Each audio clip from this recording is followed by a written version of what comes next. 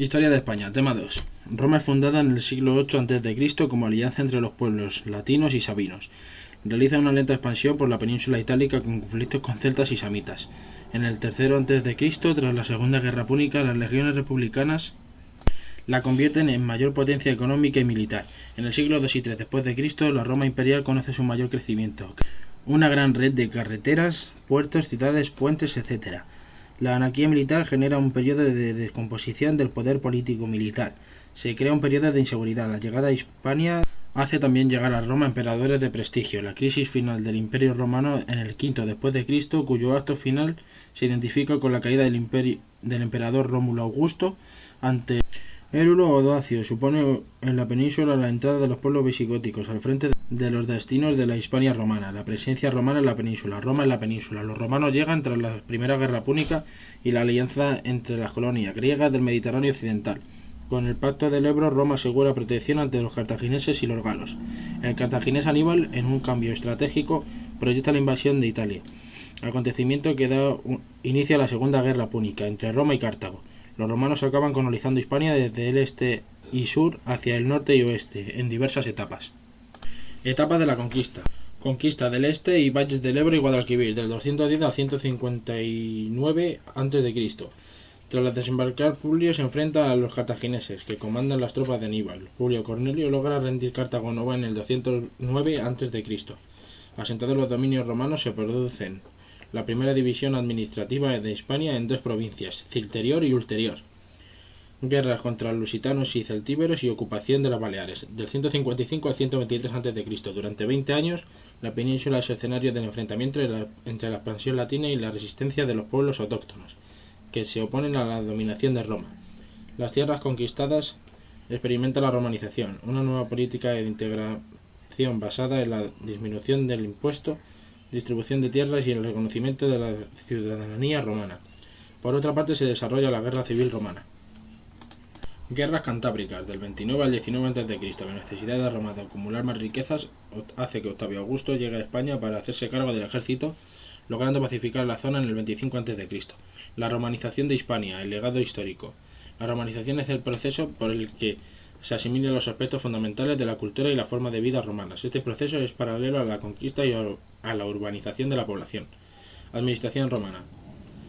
Roma efectúa tres divisiones administrativas en la península: Cilterior, Ulterior y Lusitana. Al frente de las provincias se encuentra el pretor, que tiene las máximas competencias financieras, militares, jurisdiccionales y religiosas, sociedad hispano-romana y economía.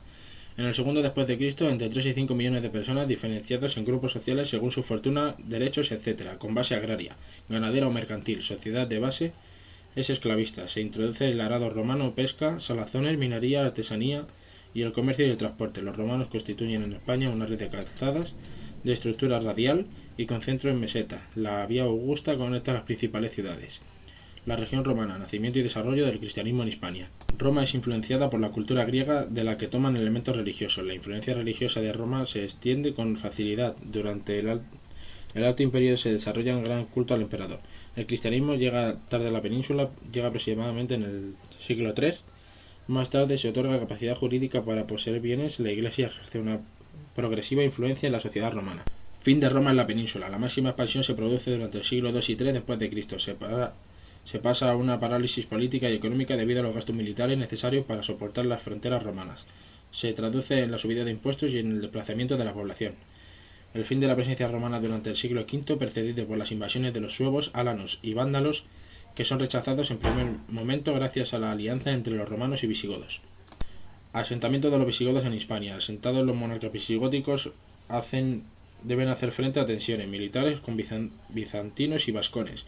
El último rey visigodo de la región ariana amplía los territorios. Su hijo se convierte en el catolicismo, lo que señala la influencia de la Iglesia Católica en la población hispano-romana visigótica, y se puede interpretar como necesidad de unión entre monarquía y la Iglesia.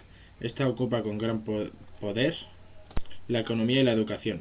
A su vez, se inicia un periodo de persecución a los judíos, se les fuerza a establecer alianzas con los arrianos y a participar en las numerosas rebeliones que proporcionan un clima favorable a la penetración de los musulmanes en Hispania en el 711, durante el reinado del último rey visigodo, Don Rodrigo. Sociedad y administración visigóticas. La nobleza visigótica junto a la Iglesia católica son los sectores dominantes de una sociedad campesina. Los centros de producción son grandes proveedores agrarios con economía de autosuficiencia. La monarquía visigoda es de carácter hereditario. Junto a la monarquía se encuentra el aula regia formada por la nobleza visigótica.